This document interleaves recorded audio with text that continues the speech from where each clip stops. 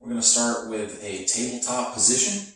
Start sitting on the floor, hands behind you, fingers pointing forward, and we're just going to prepare this position before we actually get into it by trying to sit up tall, pull the shoulders back, chest out, and pushing into your palms a little bit to help load the wrists and get it ready. Have your feet about shoulder width apart. If your toes are up in the air, that's totally fine.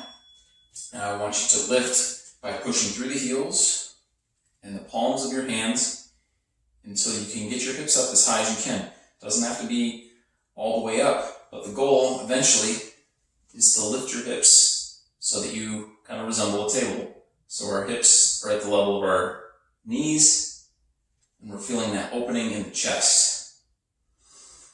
Try to keep breathing. Lower your hips down, and we're just going to pedal the hands, lift the palms off the ground one at a time. Give your arms a break in your chest and shoulders. You can even come forward a little bit if you need to. We're going to do that one more time. If you want to make your feet a little wider, if you feel more stable, that's fine. But always keep your hips at a height where you don't feel like you're straining. Let's go one more time. 30 seconds. Lift the hips up as high as you can. Keep pressing. Again, if you're down here, that's okay. Keep lifting and holding. Try to keep your neck relaxed.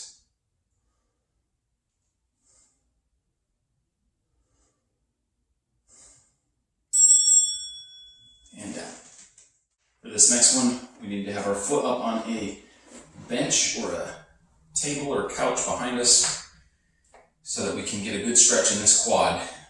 Bring your heel close to your hips, as close as you can, with your knee pointing straight down below your hip. This front leg is here to support you.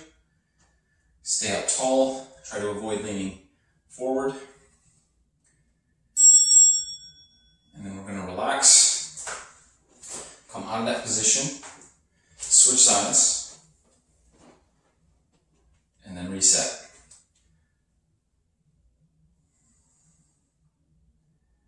If it takes you a little bit longer to do that switch, that's okay. Keep trying to sit back, glutes to heels. Relax. Switch sides again.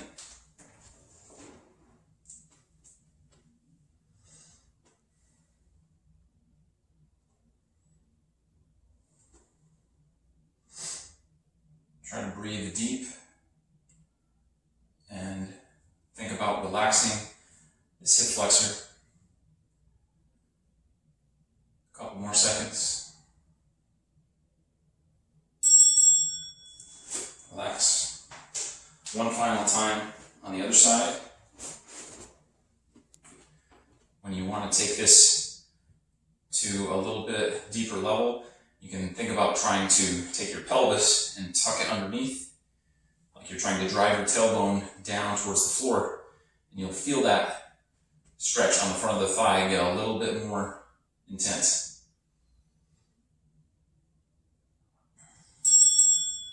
And relax. Now we're going to do 90-90. We're trying to get the front shin parallel to our shoulders.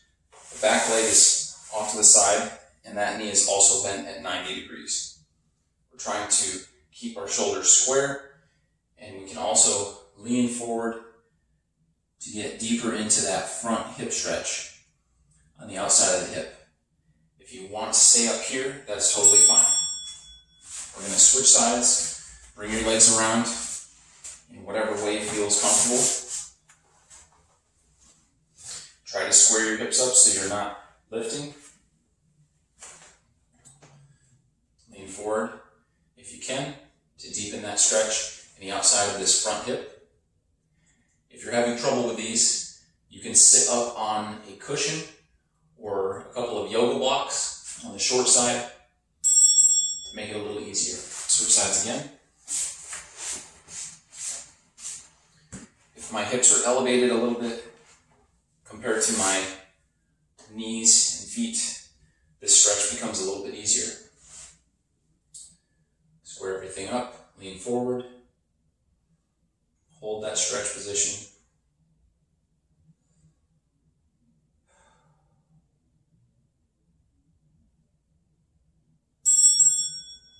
Switch sides one more time.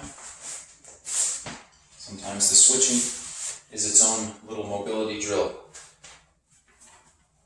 Figuring out how to do that can be kind of a puzzle, but the more you do it, the easier it'll get. Try to stay square, sit the hips down, fold forward if you can. One last deep exhale, and relax. For this next stretch, you're going to need a towel, rope, yoga strap, something similar to loop around the bottom of the foot. Leg that's on the floor can be bent or straight, whatever feels more comfortable. Start by bending the knee so that you can get the rope around, then extend the knee all the way out. As you get that knee straightened, start to pull back so that the foot is moving up towards the head.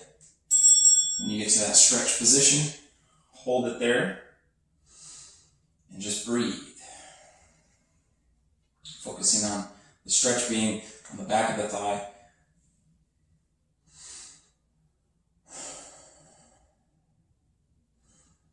Try to settle into your grip so that you're focused on the leg. You're not having to muscle your arms too much.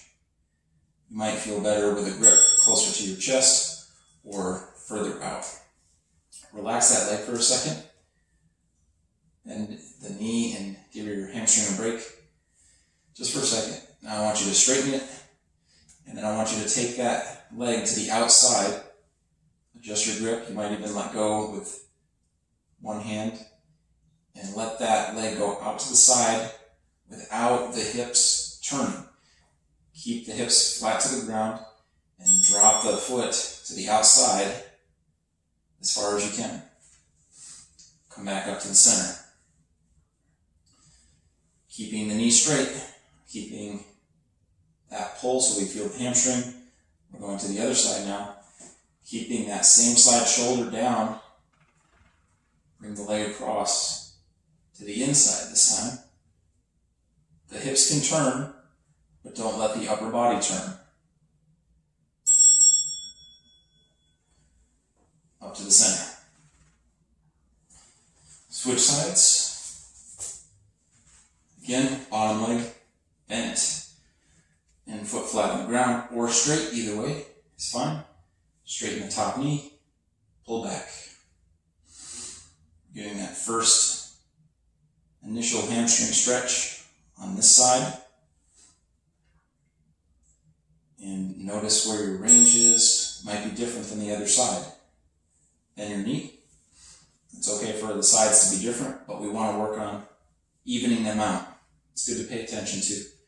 Straighten the knee again. We're going to go to the outside, keeping the hips flat to the ground, keeping that pull on the strap.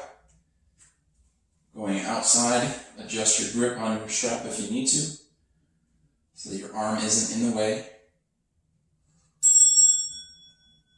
Come back up to the middle.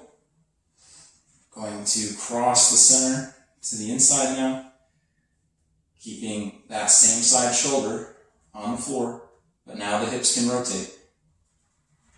Dropping the foot to the floor, so that big toe side of the foot is getting as close to the floor as it can.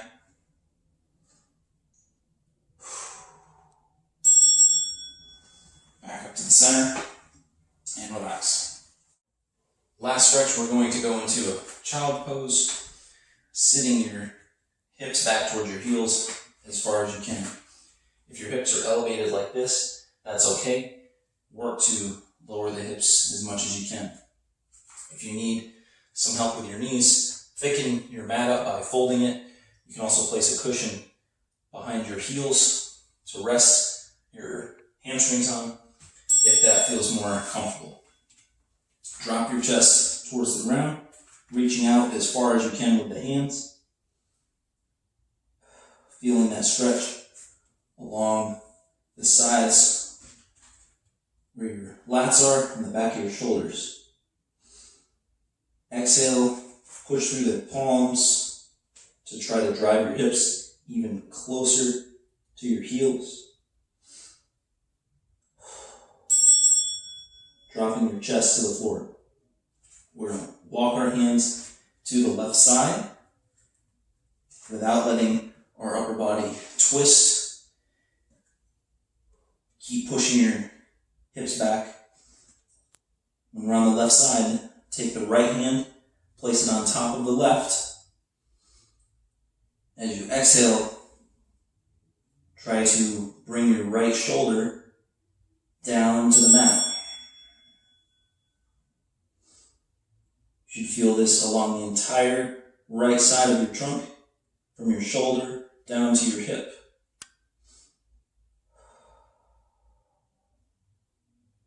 Keep that right shoulder down. If it comes up like this, where the right shoulder is elevated, you won't feel the stretch. So keep that right side down. Come back to the center. Then walk your hands all the way to the right now. Keeping the chest down. Put your left hand on top of your right. Exhale down. Dropping that left side shoulder to the ground. Getting that left shoulder and lat stretch.